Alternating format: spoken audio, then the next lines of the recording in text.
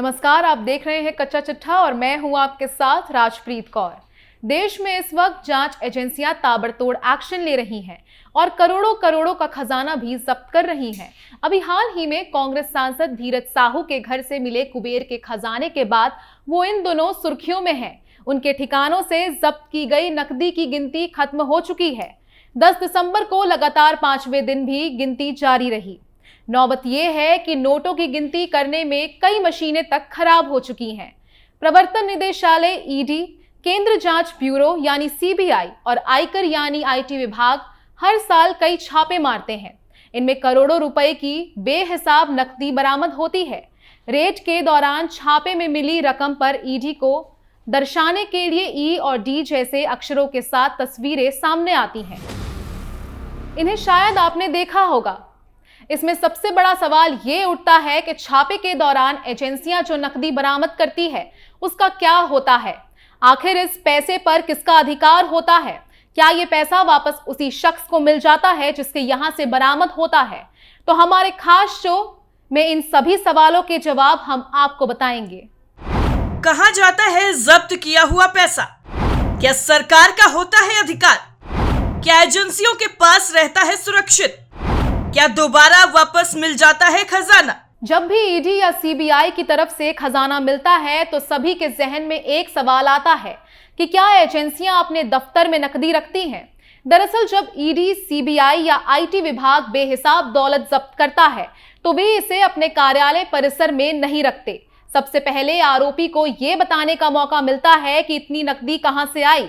अगर आरोपी संतोषजनक जवाब देने में कामयाब नहीं हो पाता तो धन को गलत तरीके से अर्जित माना जाता है। फिर इसे prevention of money laundering act के प्रावधानों के तहत जब्त कर लिया जाता है। नकदी जब्त करने की असल प्रक्रिया भी यहीं से शुरू होती है।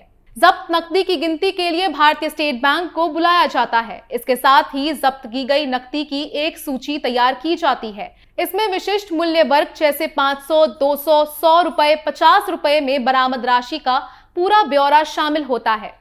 राशि के आधार पर बैंक गिनती प्रक्रिया को सुचारू और शीघ्र पूरा करने के लिए कई नकदी गिनती मशीनें लगाते हैं।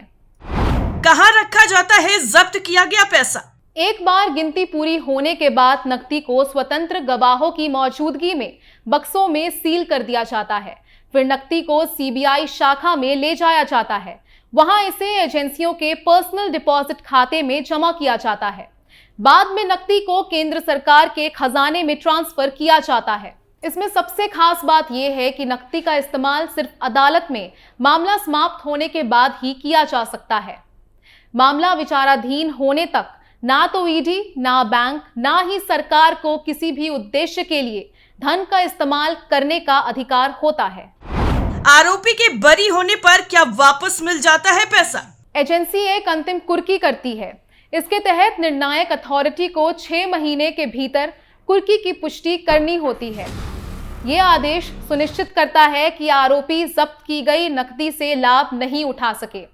खास तौर से एजेंसी केवल 180 दिनों तक नकदी अपने पास रख सकती है। उस दौरान एजेंसी को जब्त की वैधता साबित करनी पड़ती है। अगर एजेंसी ऐसा करने में विफल रहती है तो पैसा ऑटोमेटिकली आरोपी को वापस मिल जाता है। पैसे का उपयोग कैसे किया जाएगा ये मामले के नतीजे पर निर्भर करता है। अगर अभियुक्त बरी हो जाता है तो नकदी वापस कर दी जाती है, वरना दोषी पाए जाने पर पैसा सरकारी संपत्ति बन जाता है। क्या है धीरज साहू का मामला? बीते 5 दिनों में देश में 2 सवाल शिद्दत से तैर रहे हैं। एक में उत्सुकता ज्यादा है और दूसरे में हैरानी। 3 राज्यों में विधानसभा चुनावों में भाजपा की जीत के बाद कौन बनेगा मुख्यमंत्री पर एक जिज्ञासा और एक शख्स भारी पड़ा है। वो है धीरज साहू। धीरज साहू राज्यसभा में कांग्रेस के सदस्य हैं और पिछले साल उन्होंने एक ट्वीट कर जिज्ञासा जताई थी कि लोगों के पास इतने करोड़ों रुपए कहां से आते हैं। इस सवाल के साथ उन्होंने ये जवाब भी दिया था कि देश में भ्रष्टाचार कांग्रेस ही समाप्त कर सकती है। ये बात अलग है कि ताजा छापों में पहले ओवर में 2 करोड़ रुपए की काली कमाई मिलने के बाद धीरज साहू चुप्पी साध गए हैं। हालांकि उनके अपने सवाल का जवाब भी उन्होंने खुद ही दे दिया है। यही आत्मज्ञान है। इनकम टैक्स और ईडी के छापों में करोड़ों रुपए नकद मिलने की खबर अब ज्यादा नहीं चौंकाती, क्योंकि ज्यादातर ये पैसे नेताओं, कारोबारियों, अफसरों, मुलाजिमों या दूसरे धंधों में लिप्त लोगों के यहां से बरामद होते हैं। लिहाजा लखपति तो छोड़िए, करोड़पति शब्द भी अब बेमानी हो चुका है, क्योंकि 2 नंबर का पैसा अब अरबों में मिलने लगा है। इतना कि शहर की कई बैंकों में रोजाना की नकदी से भी ज्यादा, कई एटीएमों में डेली भरी जाने वाली रकम से भी अधिक। ऐसे में धीरज साहू 21वीं सदी में 2 नंबर की रकम के हिमालय को घर में रखने वाले रोकड़ा रोही हैं। क्यों सजा कर रखा था पैसा? दिलचस्प बात यह है कि लोगों की रुचि धीरज ने ये पैसे कैसे कमाया, इस कमाई को टैक्स बचाने के खातिर कैसे बचाया, से भी ज्यादा इस बात में है कि इतनी बड़ी भारी रकम उन्होंने सालों तक अलमारियों में दबाकर क्यों रखी। इसका मकसद क्या था? करोड़ों रुपए के नोट नमी खा जाए तो किसी काम के नहीं रहते। क्या धीरज को यह पता नहीं होगा? तो क्या उनके लिए नोट के ये ढेर महज कूड़ा रहे होंगे? अगर ऐसा भी था तो इसके पीछे वजह क्या रही होगी? अवैध लेन देन से अरबों कमाकर भी उनके प्रति ये इतना वैराग्य भाव क्यों कर रहे हैं? दरअसल धीरज साहू शराब कारोबारी हैं और शराब के धंधे में जितनी 1 नंबर की शराब होती है, उतना ही 2 नंबर का पानी भी होता है। कहा जाता है कि उनका परिवार आजादी के आंदोलन के समय में कांग्रेस और स्वतंत्रता सेनानियों से जुड़ा हुआ था। इससे लगता है कि उन्होंने स्वतंत्रता सेनानियों के नैतिक मूल्य को ज्यादा तवज्जो नहीं दी। बताते हैं कि शराब की बोतलों से पैसा उलीझकर पहले आजादी की लड़ाई में लगाया और बाद में नियम कानूनों से आजादी की चाह में अपने गोदामों में भरा। वैसे भी आजकल लक्ष्मी की सवारी आजकल उल्लू के बजाय सियासत हो गया है। सियासत में कदम रखते ही तमाम पाप साफ और माफ हो जाते हैं। धीरज साहू ने उड़ीसा में वही किया। कहते हैं कांग्रेस ने उन्हें 2 बार लोकसभा का टिकट दिया था, लेकिन धीरज दोनों बार हारे। शायद इस काम में लक्ष्मी उनके काम नहीं आई। बाद में इसी नकद नारायण के भरोसे उन्होंने कांग्रेस से राज्यसभा का टिकट लिया। धीरज का कार्यकाल अगले साल खत्म होने वाला है। उससे पहले ही ये चोट हो गई, वरना धीरज अगली टर्म का टिकट भी ले लेते। धीरज साहू ने ये पैसे कैसे कमाया? इस तरह अलमारियों में छुपाकर क्यों रखा? क्यों नहीं इस राशि पर टैक्स देकर उसे 1 नंबर में कन्वर्ट करने की कोशिश की? क्यों उन्होंने ये ट्रक भरकर रकम गरीबों को बांटकर या मंदिरों में सोने का पत्रा चढ़वाकर दानवीर बनने की कोशिश नहीं की? क्या वे इतनी रकम अपनी अलमारियों में सजाकर अरबों की नकदी की सार्वजनिक प्रदर्शनी लगाना चाहते थे? इन तमाम सवालों के जवाब अभी मिलने हैं, लेकिन टीवी के माध्यम से लाखों लोग जो देख रहे हैं वो सचमुच आंखें चौंधियाने वाला है और दिमाग को चकराने वाला है। ये तो सुना था कि मानसिक रोगी कई बार मृतदेह को जिंदा मानकर अपने घरों में रख देते हैं, लेकिन धीरज ने चालू नोट इतनी बड़ी तादाद में डंप कर पटके हुए थे कि मानो कबाड़ खाने में रखी रद्दी हो।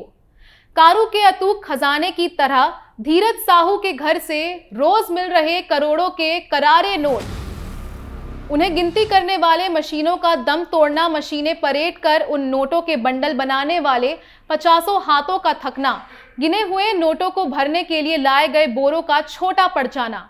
जिस बैंक ने इन नोटों को रखा गया है, वहां के कर्मचारियों की आंखें भी इन नोटों को देखकर फटी की फटी रह जाना, और वो करोड़ों जनता जिनके लिए जेब में 500 का नोट भी बड़ी अमानत की तरह होता है, का इतने रुपए का एक साथ देखकर हैरान रह जाना सब कुछ परिकथा सा है। ऐसी परिकथा जो अपने आप में एक बोध कथा भी है, जिसकी कल्पना हमारे पूर्वजों ने भी शायद नहीं की होगी। धन के देवता कुबेर भी स्वर्ग में सारा काम छोड़कर नोटों की इस मनोरंजक गिनती को देख रहे होंगे, तो पाप पुण्य का हिसाब रखने वाले चित्रगुप्त के लिए ये केस अबूझ पहेली बन गया होगा कि इस रकम को और उसे अर्जित करने वाले आदमी को किस खाते में डाले। उधर हर दिन बैंक के सूत्रों से ये खबर आती है कि बरामद नोटों की गिनती अभी खत्म नहीं है। फाइनल फिगर का सस्पेंस अभी बाकी है। अभी तक 350 करोड़ ही गिने जा सके हैं। अंतिम आंकड़ा कहां जाकर ठहरेगा, ये उतना ही उत्सुकता से भरा है। जब भाला फेंक की किसी भी इंटरनेशनल गेम में कौतूहल रहता है कि नीरज चोपड़ा का भाला कितनी लंबी दूरी पर जाके धंसेगा, लेकिन ये नीरज और धीरज में बुनियादी अंतर है। कच्चा चिट्ठा में फिलहाल के लिए इतना ही। बाकी खबरों के लिए देखते रहिए कैपिटल टीवी। नमस्कार।